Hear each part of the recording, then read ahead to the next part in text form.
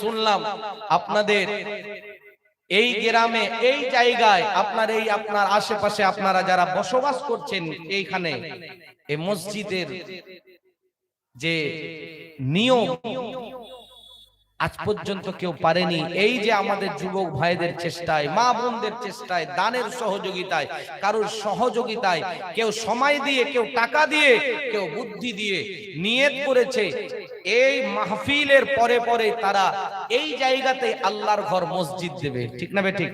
এই জোরে বলেন ঠিক না বে ঠিক? আল্লাহ যেন তার মনের নেক নিয়তকে, আল্লাহ তাদের নেক উদ্দেশ্যটাকে যেন পূরণ করে দেন। জোরে বলুন আল্লাহুম্মা আমিন। জোরে বলেন আল্লাহুম্মা আমিন।